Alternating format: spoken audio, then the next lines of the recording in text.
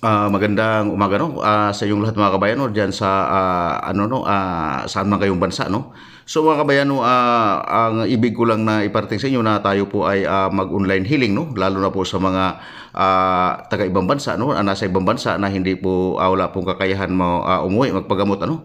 So mga kabayan, hinikayat ko po kayo no kasi may mag-online healing po ako upang magamot po kayong lahat no kahit saan sulok man sa mundong ito no upang magamot kayo ng ating dakilang Diyos dahil po ang panggagamot ng mga ito mga kabayan ito po ay sa dakila nating Diyos no ang nagpapagaling dito no hindi po tao ang nagpapagaling dito sa ano na to no sa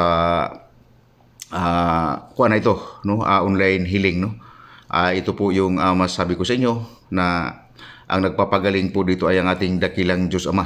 Siya po ang tunay na manggagamot, no? Ang ating dakilang Diyos. Upang maunawaan ninyo, ako po ay mag-online healing po, no? So, sino po yung gustong magpapagamot, no? Upang maunawaan ninyo, so mag-message na lang po kayo dito sa ating sa aking Facebook. Facebook page na ito no upang magamot po no ang may mga karamdaman. So mga kabayan, wag po kayong mag-atubili no magpagamot.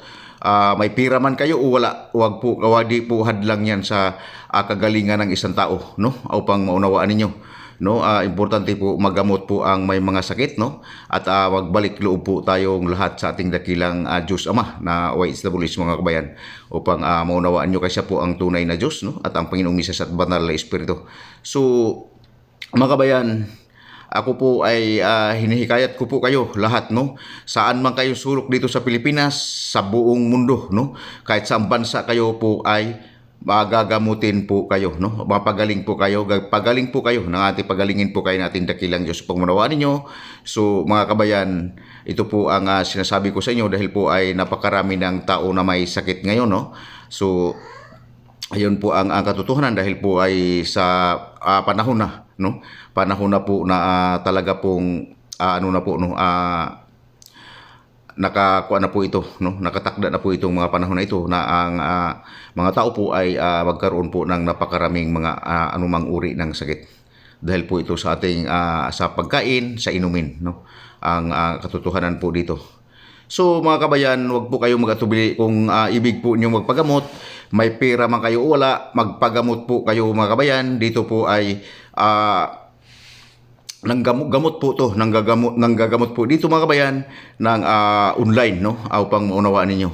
So ayun po lang mga kabayan ang masabi ko sa inyo na sana po mapansin ninyo ang kuha natin no ang Facebook na ito no Facebook page na ito na ito po ay nanggagamot po sa online upang maunawaan nyo. So mag-message po kayo kung ibig po ninyong magpagamot mga kabayan.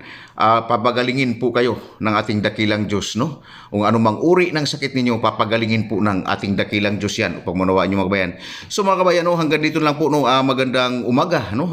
Sige sila dito sa Pilipinas at sa anumang oras sa inyo diyan sa ibang bansa. So magandang tanghali, gabi man o anumang diyan no. Oras o araw o gabi man no. So hanggang dito lang po mga kabayan. So magandang umaga sa ating dakilang Diyos Ama at sa inyong lahat mga kabayan.